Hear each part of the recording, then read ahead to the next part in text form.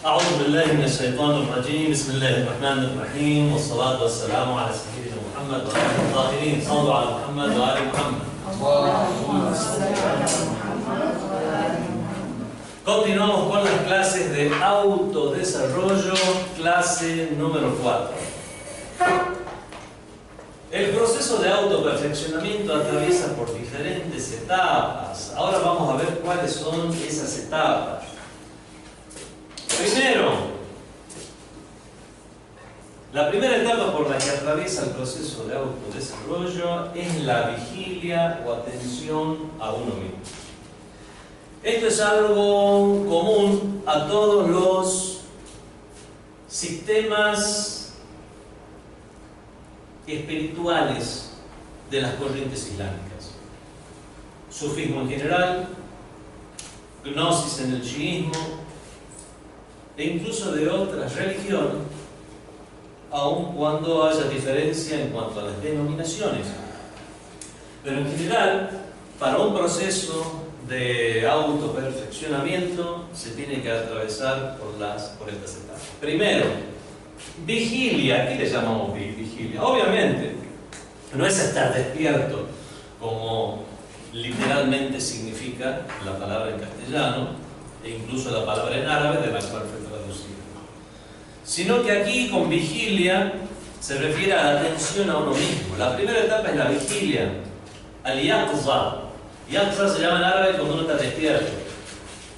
Stayqaza significa se despertó. Es decir, despertarse de ¿qué? De la preocupación respecto a los compromisos mundanos y eliminar la negligencia. Tomar esa conciencia, ese es el primer paso. O sea, saber que estoy ignorando algo, saber que me falta algo, saber que tengo un objetivo. Antes de que yo sepa eso, directamente no voy a tener idea de que tengo que emprender una búsqueda. ¿En búsqueda de qué? Si ni siquiera sé que tengo que buscar algo. Después de que yo tengo eliminado esa ignorancia compuesta y la he convertido en ignorancia simple, al saber que hay algo que no sé, es ahí que adquiere un estado de vigilia. Despertarse de la preocupación respecto a los compromisos mundanos y eliminar la negligencia. Despertar es acordarse de cuidar de la propia piedad, vida y espiritualidad. Eso es el despertar. Comenzar a preocuparse por uno mismo. Comenzar, como habíamos estudiado el año pasado, al hablar del autoconocimiento y cuáles son los beneficios del autoconocimiento, los diferentes beneficios que tenían. Entre esos beneficios era tomar noción de lo que es uno mismo, tomar noción del alma humana, las habilidades del alma humana, las capacidades del alma humana y qué lugar ocupa en este mundo. Todo eso que lo sacábamos del autoconocimiento, con eso llegábamos también a eliminar esa ignorancia compuesta, convertir la ignorancia simple y saber que hay algo que desconocemos, saber que hay un objetivo al cual debemos comenzar a movilizarnos. Eso es lo que se llama el despertar. Muchos eruditos, como por ejemplo el Imam Khomeini en su libro Al-Jihad al-Akbar, el Jihad al-Akbar, que es en el sentido real de la preocupación por perfeccionarse uno mismo. Ustedes ya lo conocen, el hadith, vinieron de la guerra, ustedes han dejado el jihad, el menor jihad, ahora les queda el mayor jihad, que es la lucha contra el ego. Es una recopilación, este libro, de conferencias impartidas a los estudiantes de la Hausa. Es realmente, uno debe pensar que son volúmenes y volúmenes, son prácticamente librillos, son conferencias que dio el imán y que alguien se encargó de anotarlas después y que quedan en la forma de un librillo. Pero casi todo ese tipo de conferencias del imán realmente son para ser después comentadas y ahí sí armar volúmenes de varios tomos. Ese es el famoso libro Jihad al-Akbar de el Imam Khomeini. Es una recopilación de conferencias impartidas por los estudiantes de la Hausa. Afirman que es la primera etapa de la autopurificación, es la vigilia. Eso es lo que afirma el Imam Khomeini. De hecho, algunos místicos creen que esto es solo una etapa preliminar y que la primera etapa se produce después de la vigilia. Bueno, yo no voy a entrar en las clasificaciones. Ya les dije a ustedes que a mí no me importan las clasificaciones, cómo definimos, sino que importa son los conceptos que son la forma en que son vertidos y en el orden en que son vertidos. El punto de partida es despertarse, tomar conciencia. Esto lo dice el profeta del Islam en un famoso hadith de él, en el cual dice: An-nasu niyamun, la gente está dormida. Fa-idha matun tabahu, y es cuando mueren que realmente se despiertan. Es cuando mueren que realmente toman conciencia. Una vez el profeta, después de una de las batallas, fue al cementerio del Baqi', comenzó a hablar así a los difuntos, y personas, sus compañeros que lo vieron, dicen: ¿con quién está hablando? Porque si está muerto, no escucha. Dice: ¿cómo que no escucha? Escucha mucho más que ustedes. Y su oído y su vista es mucho más penetrante que cuando está dormidos. Las personas están dormidas y solo cuando mueren es que despiertan. Ahí despiertan todas esas realidades que les eran escondidas. No significa que cuando uno se muere se convierte, ya está, toda la enciclopedia en un segundo es bajada como si se hubiera conectado con una memoria RAM de 128 y ya comienza a tener, ya sabe todas las realidades, paraíso, infierno, Dios, los profetas. No, significa que ya comienza a darse cuenta y a percibir esas realidades que antes desconocía, porque antes era ciego en este mundo. El ejemplo de la ceguera es un ejemplo muy bueno, pero no deja de ser un ejemplo. Realmente es despertarse, tener conciencia y ver conceptos. ¿Cómo se ve el concepto? Obviamente no con la visión ocular, sino con la visión conceptual.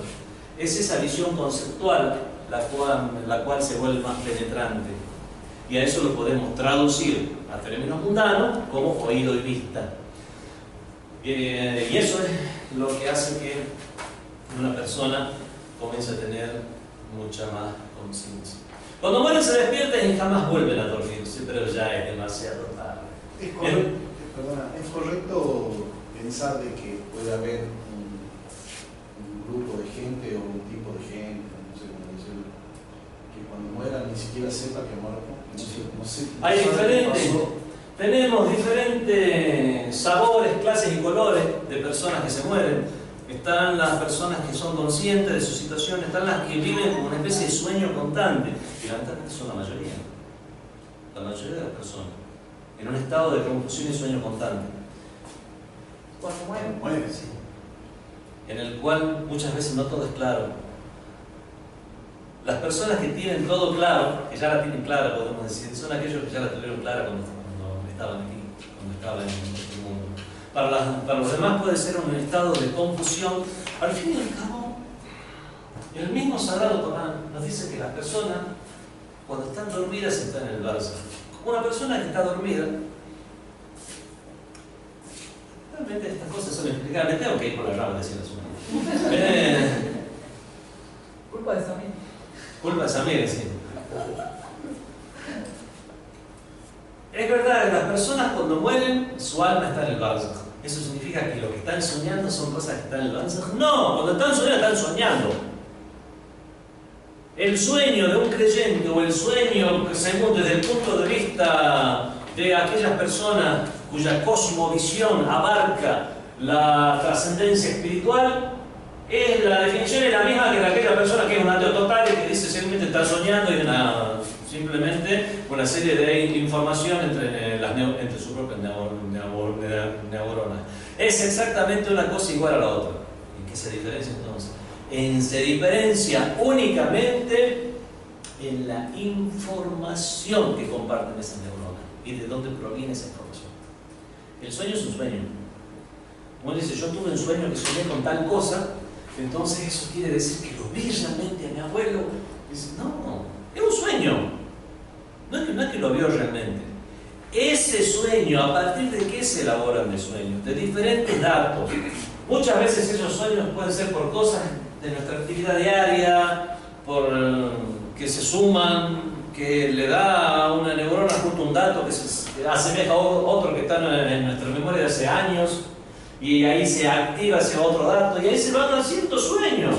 Llegué a un lugar que por el color inmediatamente me transportó, entré a la casa del vecino y resulta que me transportó a Irán hace 4 años, a lo mejor fue un color o un olor que me estaba soñando y que me transportó. Entonces, qué raro, de pronto estaba hablando con fulano, que era mi tío, y cuando sigo hablando me doy cuenta que era mi profesor de jurisprudencia.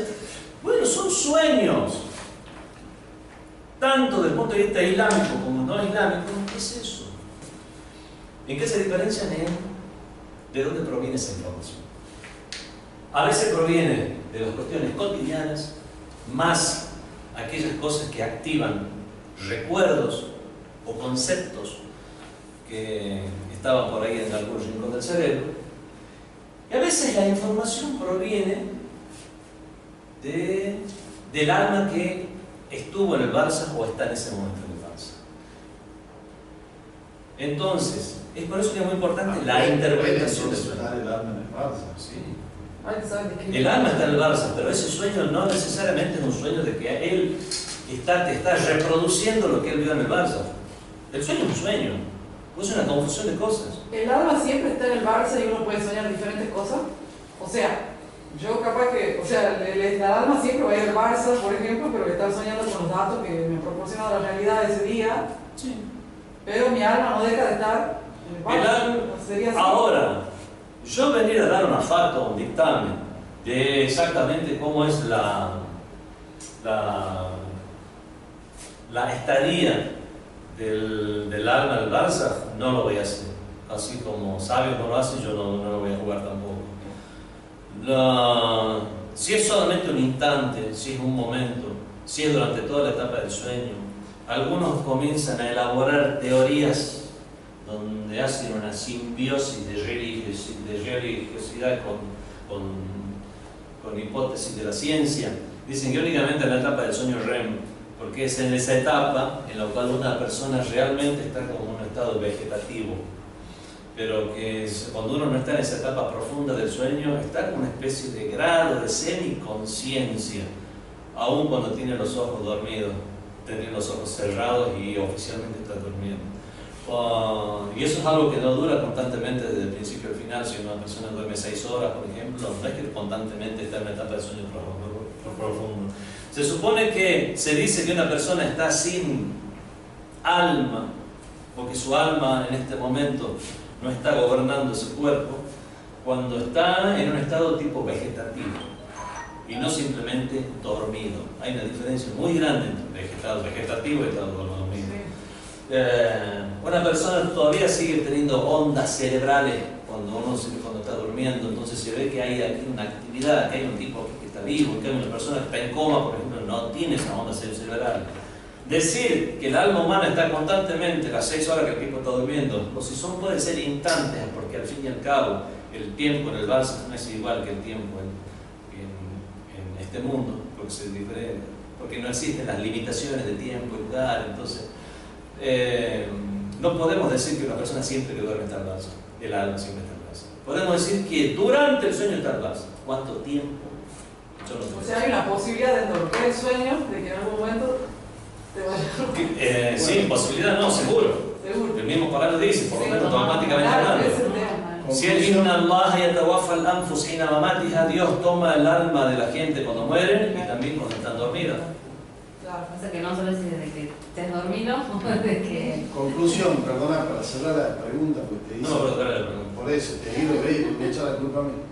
Si van a haber algunas personas que no van a saber qué pasó, que se han muerto. Entonces digo. Muchos van a estar en ese estado de sueño. ¿Será que están soñando? Muchos van a pensar como que están soñando. Es más, y eso incluso se condice con 2 o 3 áreas del Corán, no me acuerdo cuántas, pero hay varias, en las cuales dice que en el día del juicio final, en el Yom Kippur, cuando resuciten las personas, se levanten de sus tumbas, se preguntan: ¿cuánto dormiste? ¿Cuánto estuviste? Y responderán: día, parte de un día, mediodía.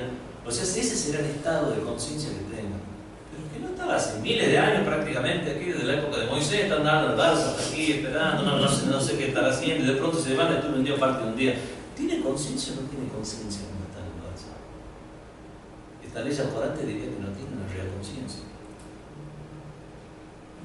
Puede haber muchas interpretaciones, si todas las personas van a dar esa respuesta, si esa persona la va a dar el común de la gente simplemente. Los profetas obviamente tienen un estado diferente, los profetas, las personas, los mu'minin de alta gama. Como estas personas podemos decir que sí, incluso pueden estar el Barça en vigilia aquí en este mundo, ¿cómo no van a estar conscientes incluso después? Pero esa misma respuesta que nos da el Sagrado Corán nos hace ver que muchos estarán en un estado como de sueño real, que se van a despertar cuando se levanta el día del juicio final, y se van a sentir como que han dormido tiempo. Estuve un día o parte de un día. Significa que el estado actual no es un estado de conciencia plena. ¿Conciencia plena en qué sentido? Conciencia plena en el sentido de ver la diferencia de cuando están dormidos o están despiertos. Una cosa es la conciencia respecto a si estoy vivo, si estoy muerto. La conciencia respecto a cosas particulares, de sucesos que se van sucediendo una cosa tras otra. Y otra cosa es la conciencia de conceptos. Es la conciencia de conceptos donde el ser humano se va a despertar. ¿Se entiende lo que estoy hablando? ¿Cuál es un ejemplo de conciencia de conceptos para tener un poco más claro?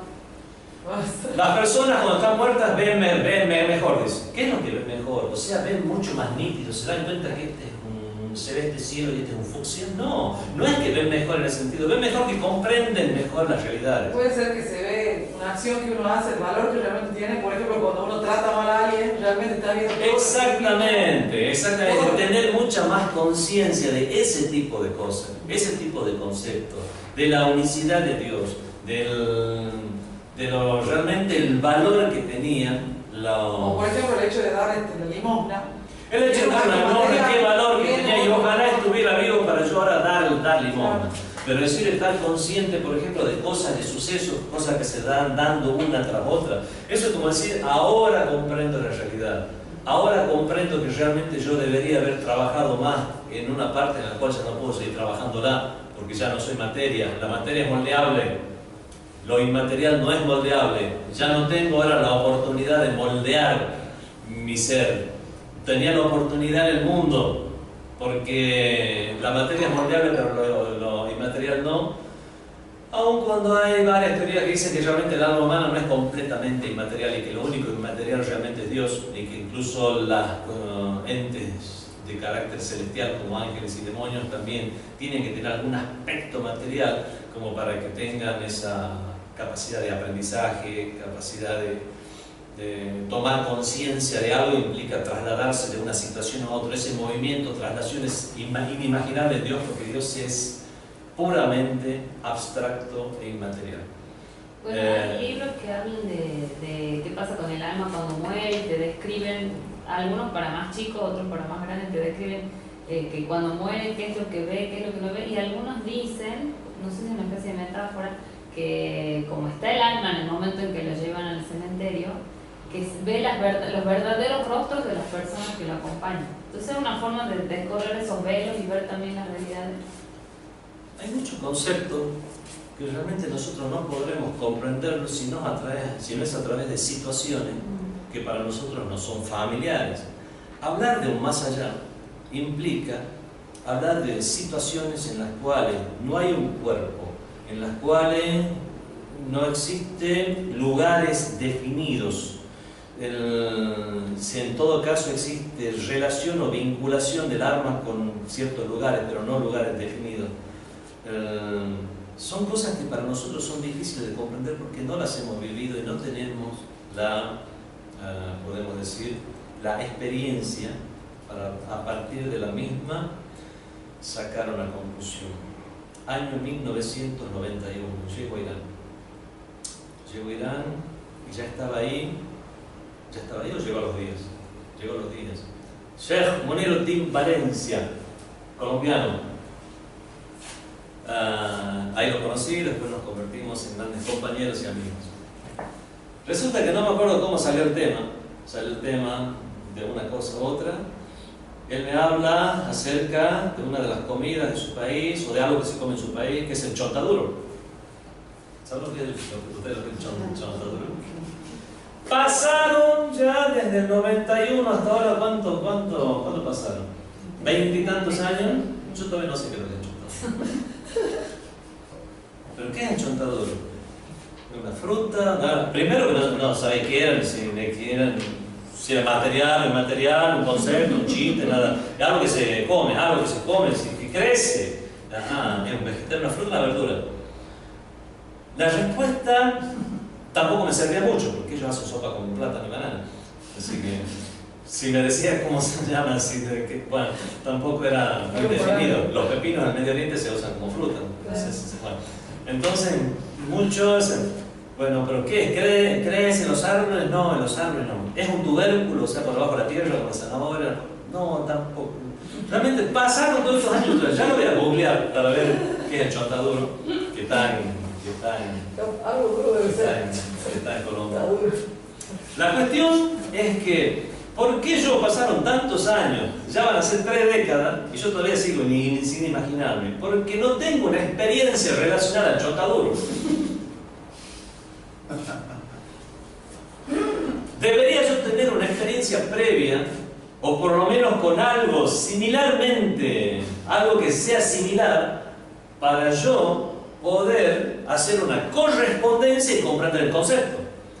Eso es lo que ya habíamos hablado, no me acuerdo si en esta clase o en la clase anterior, en una clase de la semana pasada, cuando hablábamos que es difícil definir conceptos evidentes. Había hablado yo aquí, ¿no? Sí. Bueno, porque yo necesito algo más claro que me defina algo.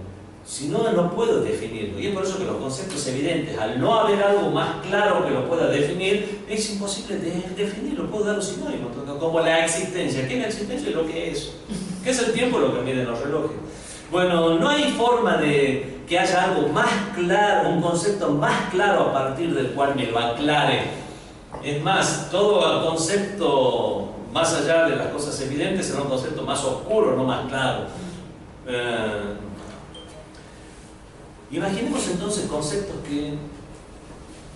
con los cuales nosotros no hemos tenido acceso, como lo que es situaciones después de la muerte. Hace falta entonces usar muchos ejemplos y hacer similitudes con situaciones que nosotros vivimos en esta tierra para poder comprenderlo. No significa que sea mentira que una persona va a un lugar o viene a un lugar o tiene una forma específica o que se encuentra con alguien y lo reconoce. No significa que sea mentira todo eso. Podemos decir que eso es una realidad. Y la forma en que podemos comprender esa realidad es la forma en que nos lo explican. Como que el alma está ahí y reconoce la verdadera cara de la persona. ¿Cuál es la verdadera cara de la persona? Ser bueno, Ser bueno, ser malo, ser vago, tener mucho ánimo, no solamente ser bueno o ser malo. Todo eso uno ya lo reconoce porque ya no está viendo el cuerpo de esa persona, está viendo el alma y no está viendo una forma. Es difícil hablar esto porque son cosas abstractas. No es tan esperanzador. Partiendo de la base, digamos, cuando uno piensa en la muerte, en base a lo que uno viene escuchando,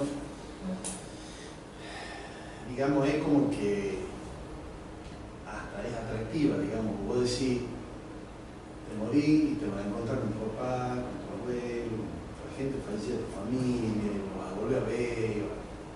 Entonces es como que te genera esa cosa de decir, si vos más o menos medianamente has hecho bien las cosas, vas a estar en el Barça ya anticipándote al paraíso, y vas a tener, y después escuchar la otra versión o otra manera de decir la cosa, donde es un sueño, donde vos y tu pensamiento que está vivo nada más, en algún lugar de vaya a saber dónde, ¿entendés? La respuesta principal era si todos van a estar así. Y habíamos dicho de que hay niveles. Entre esos niveles están aquellos que están plenamente conscientes,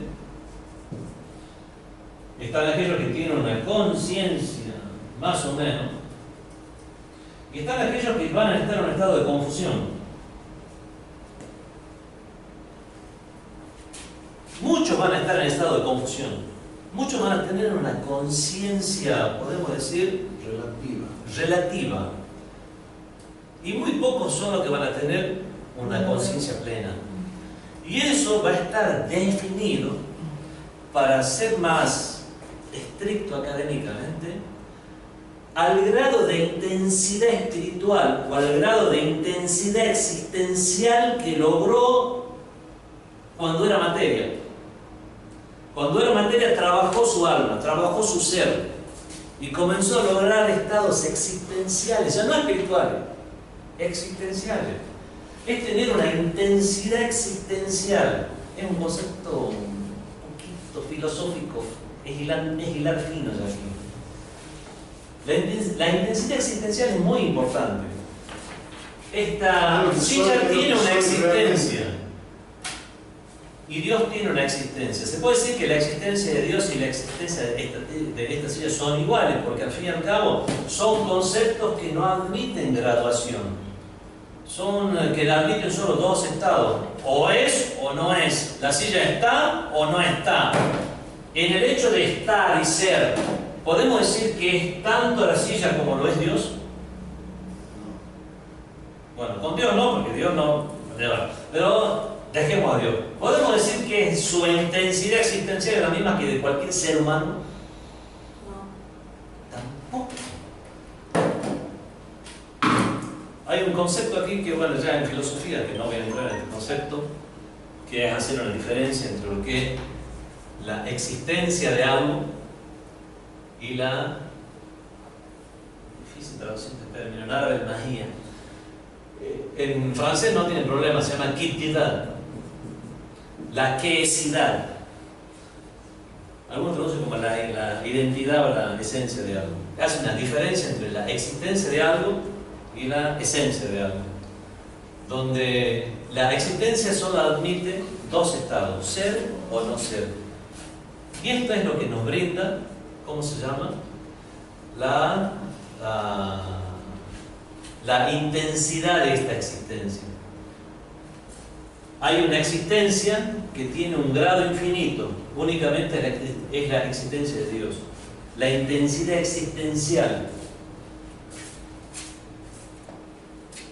Y todas las cosas tienen una intensidad en la existencia. La intensidad de una persona que ha forjado y ha moldeado su ser es mucho mayor que la de una silla. Bueno, o sea que todos los seres humanos tienen una intensidad existencial más que la de los objetos inanimados. Perfecto. Ahora, entre los mismos seres humanos, ¿hay diferentes intensidades existenciales? Sí. También. Y no es intensidad espiritual, no. Es intensidad existencial. También. Resulta que no voy a trabajar ese concepto ahora porque ya me voy a ir a cualquier parte. Cuando hablamos de los profetas, su intensidad existencial y espiritual hace que tengan un grado de plena conciencia de su existencia del Barça, porque ya lo tenían incluso antes de irse de este mundo. Es por eso que cualquier sueño del profeta siempre es verdadero. Ellos no tienen confusión de sueños como lo tenemos los demás. Por eso que incluso no profetas, sino que incluso personas que no han llegado al grado de profetas, ni siquiera imames, ni siquiera han llegado al grado de imames, son personas que pueden llegar a tener lo que se llama en árabe el mautul ikhtiyari. Mautul ikhtiyari sería muerte a voluntad. ¿Qué es muerte a voluntad? Algunos, para ser comprendido por el común de la gente, es sacar el alma del cuerpo. Yo estoy durmiendo, saco el alma del cuerpo, listo, viaje astral, le dicen. ¿Y cómo se le dice en la doctrina islámica que no lo entiende? Meditación. Sí. No, lo que dijo recién. No, en el Islam no, pero No, lo han dicho, no, Al mautul ikhtiyari, la muerte a voluntad. Ah, Bueno, aquí ya entramos en un terreno donde únicamente la teoría es estrictamente académica, pero en la práctica, cuando se habla de sucesos, ya nos salimos de lo académico y entramos en lo anecdótico, que puede llegar una persona a aprovecharse de esa anécdota, entre comillas, o no. ¿Por qué? Algunos sí, ¿por qué algunos no? Porque todas las experiencias místicas o de velamiento espiritual no es transferible. Son experiencias propias. Y es por eso que la transmisión de las mismas fuera del ámbito de lo hipotético es simplemente como a título orientativo y no para explicar en detalle. Volvamos al tema de la hipótesis entonces, porque si vamos a estar haciendo algo académico, enseñando la materia, hipotéticamente hablando, los profetas los que han llegado al grado de imames, los que han llegado al grado de awliyaullah, aunque no de una forma plena, con un estado de perfección constante o de estado espiritual constante, sino que, digamos, aun cuando fluctúe sus estados, aún así tienen una intensidad existencial mucho mayor que la media. Por lo tanto, tienen plena conciencia de su estado en el barzakh, como ya la tenían incluso en este mundo. Los profetas siempre y los awliyaullah esporádicamente, o por lo menos periódicamente. El común de la gente no tiene esa intensidad existencial e intensidad espiritual, y hace que su grado de conciencia sea más conciencia en cuanto a concepto que en cuanto a tiempo, lugar, con quién estoy, con quién no estoy, voy, vengo. Y es por eso que uno dice, hay algunas almas que si son buenas, si se portaron bien, van a poder ver a sus parientes después, y los que se portaron mal, esos no. Parece muy simplista, pero si lo vamos a trasladar a esos conceptos explicados así, para quien no podía hacer abstracciones conceptuales 3000 años atrás, desde Moisés y mucho antes, lo vamos a trasladar ahora, ya creemos que somos más pícaros, creemos por lo menos. Entonces, ya no hablemos de por qué uno es más buenito y por qué uno es más malo. Hablemos de intensidad existencial, intensidad espiritual. Queremos hablar con términos New Age, de las religiones New Age. Bueno, ha podido llegar a desarrollar más su potencial, su aspecto positivo, ha dejado de lado todo lo que la carga negativa que tenía en este mundo, y es por eso que al no tener esa carga negativa, que hace un peso, que es como una ancla, entonces ha podido volar. Bueno, volvamos al tema de la intensidad existencial y la existencia espiritual. Si no, mejor volvamos a que era bonito, que era malo. Me parece que es mucho mejor. Hace que el común de las personas no tenga esa conciencia plena o libertad plena. Algunos dicen pueden llegar a volar en el barzakh, otros dicen no, están muy limitados a diferentes ámbitos. Y hay otros que están prácticamente tan confinados en un estado de confusión constante. ¿Por qué? Porque eran malitos, tienen mucha carga negativa, porque no han llegado a purificar su ser, o porque no han llegado a darle intensidad existencial a ese aspecto de su interior que no es material y que es inmaterial, y por eso se han quedado al grado de la silla, o menos todavía, porque la silla por lo menos no tiene culpa ni se la puede tachar de negligente, y eso hace que haya almas en el barzakh que ni siquiera tienen conciencia que están muertas. No, la mayoría no. Y que su estado, y hay algunas que tienen precisamente por esa tremenda carga negativa ya sumada, ya no a la negligencia, sino a actos donde no solo no han moldeado su alma, sino que la han echado a perder intencionalmente, como las personas que han sido tiranas, que han cometido injusticias terribles. Van a tener conciencia, pero van a estar confinados dentro de su misma tiranía, dentro de su misma injusticia. Y para ellos va a ser como el barzakh, una especie de infierno antes del infierno. Como dice el Sagrado Corán, todos los días es llevado, todos los días es llevado el faraón y expuesto al fuego. No dice que lo van a meter al fuego. Expuesto, como diciendo, vení, ahí vas a entrar. Pero en el sufrimiento, ¿o no? Por eso es más un sufrimiento no físico, sino claro, anímico. ¿Sabes lo que te decía? Mirá lo que te va a pasar dentro de aquel año, mirá lo que te va a pasar. No, que no le dicen cuándo. Claro, mirá lo que te empeda, mirá lo que te empeda. Para terminar con las ramitas, ¿no? El caso que dices a mí sería también, ¿existen los fantasmas en nuestra religión? ¿Aceptamos la existencia de fantasmas o...? Definamos fantasmas primero. ¿Qué es? El alma que está después. ¿Qué es? Una persona que ya está muerta y que puede llegar a aparecer su espectro en este mundo. Se refiere a los jeans, me parece la clave de Karim. No, yo me refiero a los fantasmas que justo ahora está en boga, que te saca una foto y aparece uno ahí. En fin, al fantasma como se conoce. Eso es Antiislámico. No, pregunto. No el concepto de fantasma, el hecho de que aparezcan de esta manera, que le sacan fotitos y que miraron. ¿Por qué? O que aparece, no le saca la foto, pero... El alma humana, ¿qué es el alma humana? Es así como una nubecita blanca que cuando uno se mueve, como se la sale, ya comienza a volar, y se va al cielo, o si no, vienen fuerzas malignas que van, que lo agarran y lo llevan al infierno. Como no, se le saca la No es foto. un éter, no es como un éter, como se decía antes, en el cual algo etéreo y que incluso ni los microscopios pueden llegar a ver, pero está ahí, no es material. El que quiere darle un aspecto material al alma, el alma es ser. Lamentablemente nosotros manejamos con conceptos que tenían que ser explicados en un idioma de revelación que llegue a todo tiempo y a todo lugar, en personas del pasado, personas analfabetas, personas como, no solamente en el pasado, en el presente también. No crean que hoy en día hay muchas personas que por más que usen internet, el WhatsApp, y puedan incluso navegar por internet y saber usar un programa, ya significa que pueden llegar a conceptualizar muchas cosas, sino que todo lo contrario. La sobrecarga de información muchas veces desinforma y hace que lo mantenga mucho más negligente que las personas del pasado. Pero las personas del pasado necesariamente tenían, al tener menos conocimientos generales, al no estar alfabetizados, al no tener menos experiencia propia y no poder aprovecharse de la experiencia de los demás, porque había menos formas de comunicación.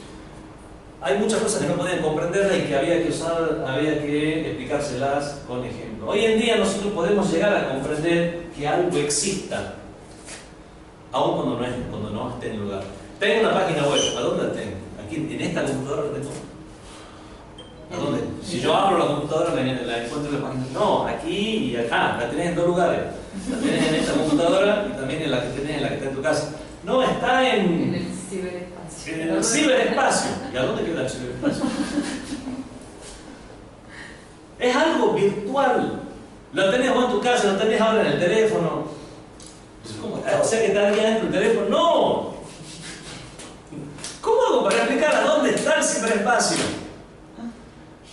La persona que en este mundo, o por ejemplo en el mundo contemporáneo, puede llegar a comprender, o por lo menos lo escucha mucho y ya cree que comprende, que hay realidades virtuales. Puede llegar a comprender entonces, podemos hacer una película que se comprenda ahora tipo Matrix. Resulta que estoy y no estoy en un lugar, pero no, estoy realmente en un mundo que realmente no existe, que está en los circuitos, que están o en este lugar o en el otro lado, en un servidor en Kansas. Pero no, estoy en un mundo que tiene todas las características de un mundo real. Y no estaremos nosotros ahora mismos dentro de una Matrix. Realmente no estamos al morir saliendo de una Matrix.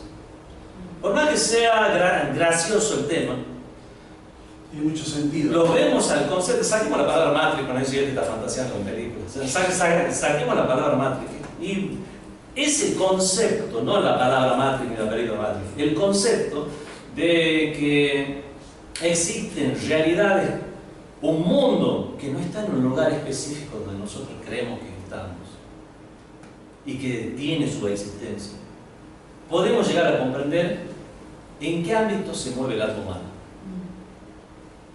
Y no tratar de imaginar que es un humito que le sale al cuerpo cuando se muere y que alguna vez es fotografiado incluso. Eso realmente no tiene sentido. Lo cual no quita. Mira ahora, porque ahora vos estás diciendo que todo esto podría también ser un pensamiento que no existe. Puse un ejemplo para que se comprenda que existen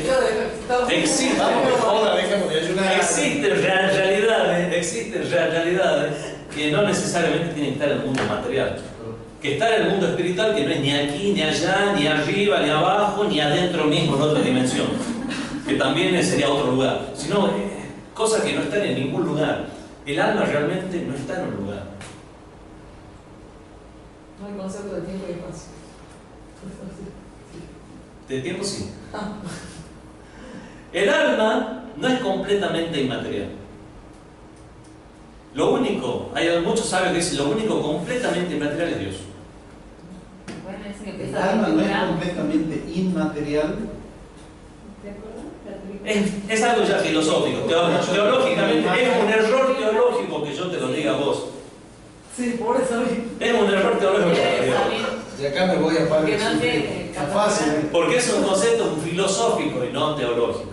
Resulta que únicamente Dios puede ser completamente abstracto, completamente inmaterial. Porque es únicamente en Dios que uno puede entender que no existe el movimiento. Incluso en un ángel, en un demonio, aun cuando no estén en un lugar, existe un movimiento abstracto de un concepto llegar a otro, que ya es un movimiento, ya no un movimiento real, pero sí un movimiento, podemos decir, de ideas.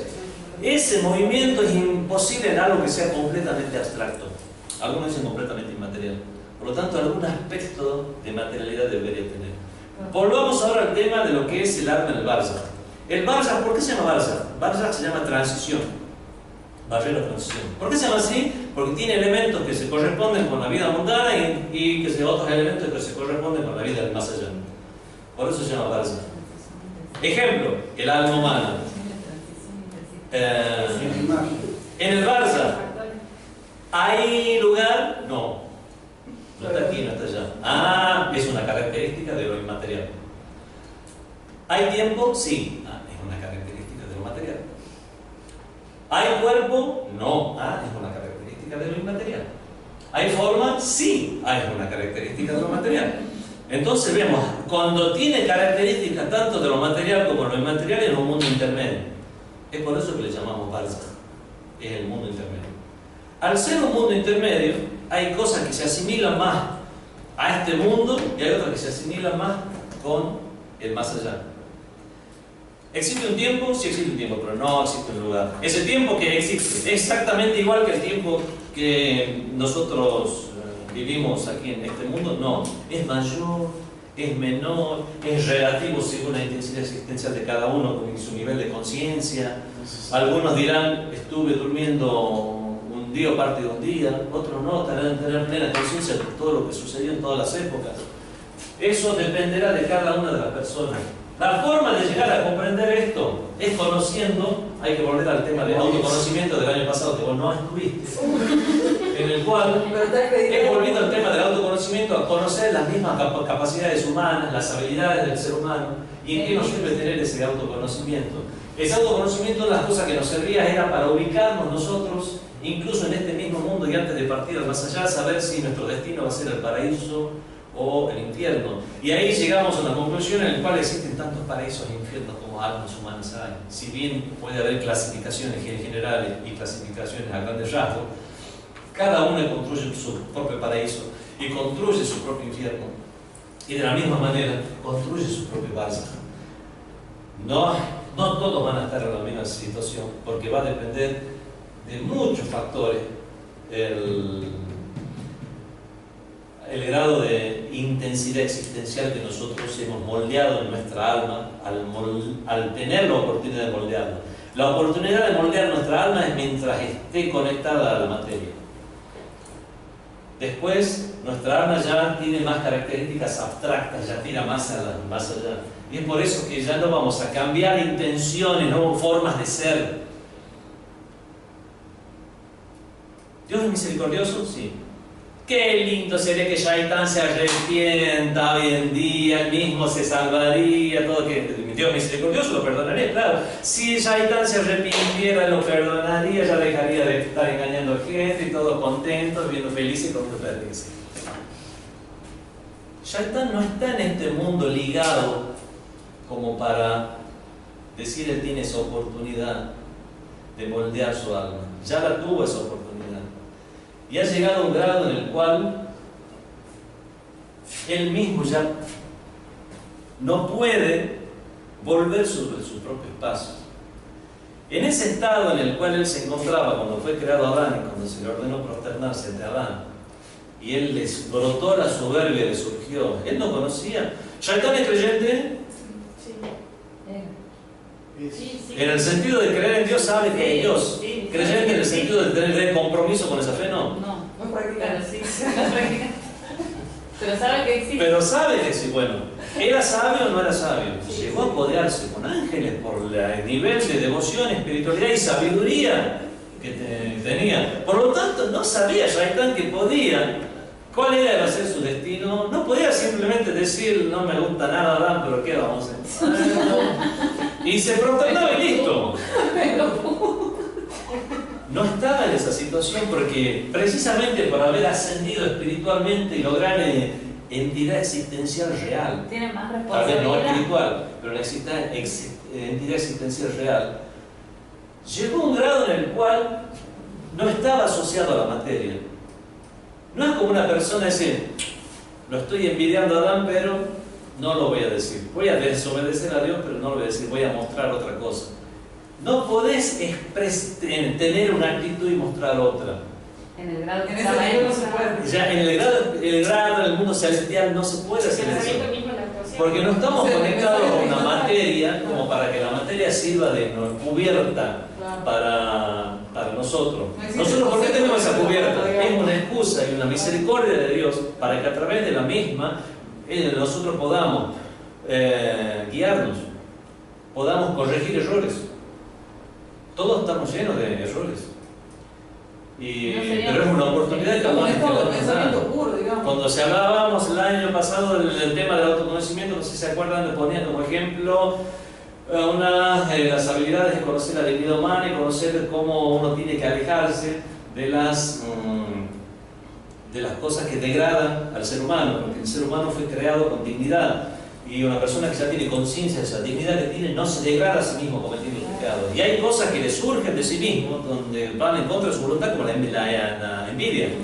Yo envidio, bueno, de mañana ya no voy a envidiar más, listo, ya está, queda feo envidiar. No es algo que uno tiene decidido hacer. Pero Allah subhanahu wa ta'ala nos da una serie de indicaciones, instrucciones para cómo hacer para combatir esa envidia. Uno, aunque tengamos esa envidia, no hacerla efectiva. Y tratar de luchar en contra de ello. Al contrario, hacerle más favor a esa persona que está envidiando o cosas por el estilo. Bueno, esa oportunidad nosotros la tenemos en este mundo. Cuando nosotros, en el reino de los cielos, ya no existirá esa cubierta de la materia. Envidio, le tengo bronca y eso es lo que va a salir, eso es lo que voy a manifestar. No era lo suficientemente inteligente Shaitán para decir, bueno, hipócrita que es.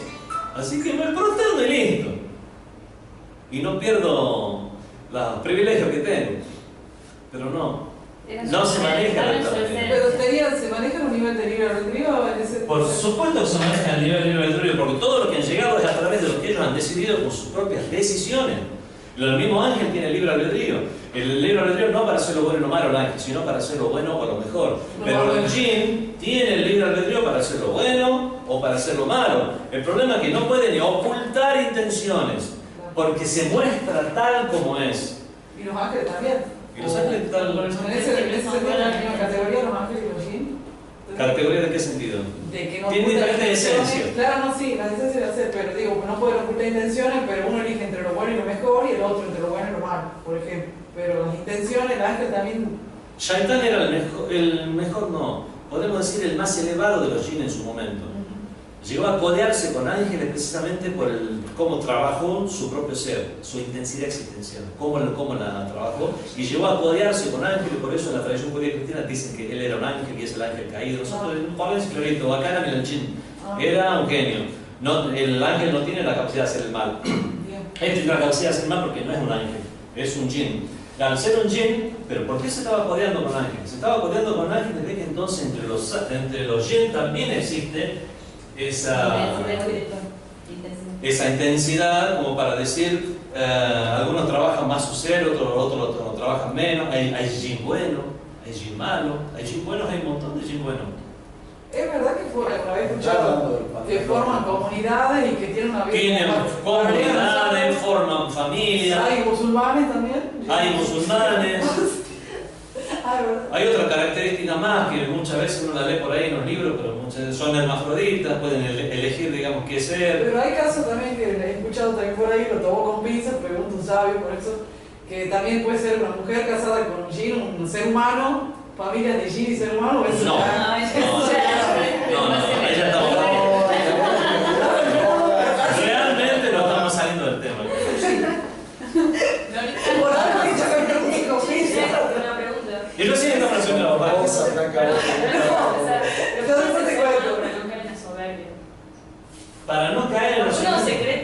tanto de que está elevado espiritualmente, lo que más estudia es el que más tiene peligro de caer en eso. Claro, por eso hay que estudiar. Hay que estudiar cosas buenas y con buena orientación. El estudio sin orientación es lo que lleva a eso. El estudio con orientación, el estudio con un maestro, con un maestro legítimo, real. Hoy en día se ha perdido la costumbre del estudio a través del maestro.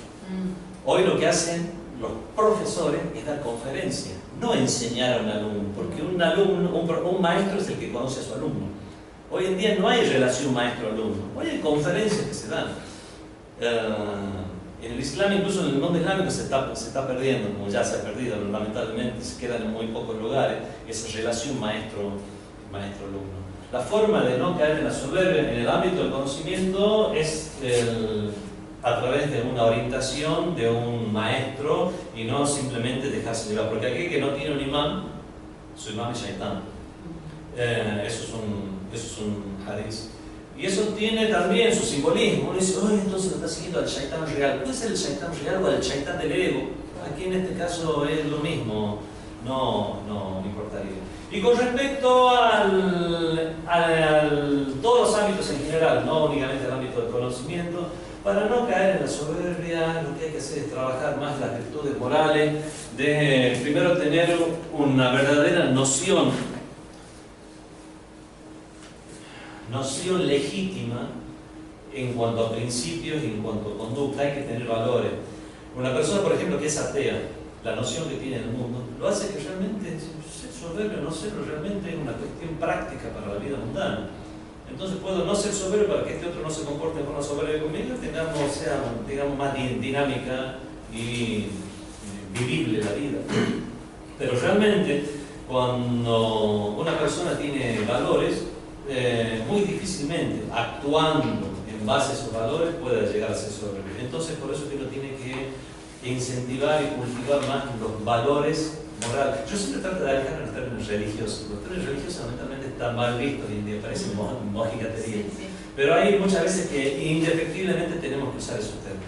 Uno tiene que comportarse mejor, uno tiene que rezar más, ayunar más, hacer el bien a los demás, uno tiene que cultivar más valores que están dentro de la religión, como los valores familiares. Tanto hincapié, tanto énfasis que puso el Islam en cuanto a mantener vínculos fuertes, los lazos familiares, no es por una cuestión tribal, es por una cuestión realmente del sentido de pertenencia.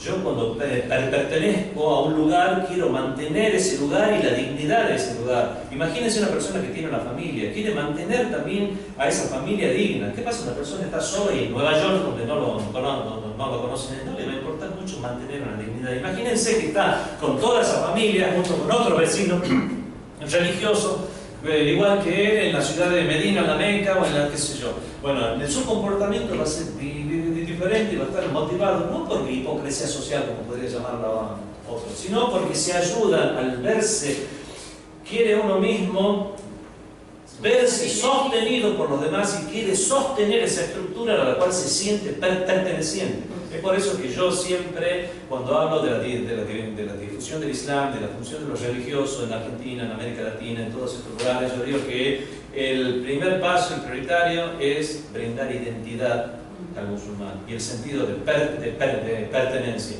Lo de la práctica, después. Primero lo pongamos en el camino y le mostremos el objetivo. Un día reza, un día no reza, un día ayuna, un día no ayuna, pero por lo menos que ahora sepa, tenga ese sentido de identidad y de pertenencia. El segundo paso es que comience a ser más practicante. Ese sentido de identidad con los valores familiares, portarse bien con la madre, portarse bien con el padre, parece cosa muy simple, pero todo ese tipo de cosas hacen que uno pueda alejar la soberbia. Digamos, el ser humano no puede ser por un ser social, esencialmente. Entonces, en la sociedad en la que está, influye y se ve influido. Claro que influye, y es por eso que está el hadith del profeta: Yadullah ma'al jama'a. La mano de Dios está con el grupo. Muchos creen que es con la mayoría lo traducen. No, está con el grupo o al qalila, aun cuando ese grupo sea poco. O sea, cuando estamos en grupo no es igual que cuando estamos solos. Cuando estamos solos somos como camellos perdidos fuera de la manada. En cambio, cuando estamos en grupo nos apuntalamos unos a otros. Yo siempre pongo este ejemplo de que imagínense la hora de Salat al-Zuhr. Ahora estoy aquí. en Argentina. Estoy en Buenos Aires, ciudad fría, ni siquiera pongo nada de naturaleza, una montañita o algo para que se me sienta mi espíritu. No. Bueno, aquí en la oficina, toda gente que no conozco, que tengo un trato hipócrita formal con todos ellos. Es la hora de salat, yo no sé, voy a agarrar un rinconcito, el vestidor, listo. Imagínense que estoy también a un mediodía en la mezquita del profeta en Medina. Los arcos, la arquitectura, las alfombras, todos vestidos de la misma manera, con túnica, este rezando aquí, este leyendo hermosamente el Corán allá. Es la hora del salat. Y yo voy a hacer el salat. ¿Es igual el salat de este con el salat del otro? No. ¿Qué es lo que diferencia? Este se siente contenido en un ambiente propicio, favorable. Ese ambiente propicio y favorable es lo que hay que tratar de cultivar para que tanto la soberbia como muchas otras vilezas del ser humano no florezcan. Seguimos la primera página. Escuchá, con una pregunta mía dice pasear por todo esto. Hablo de todo este punto. Guarden esto. Seguimos en la próxima clase. Saludos a Muhammad de No voy a hacer más preguntas, siempre, si no la sumé a los colores.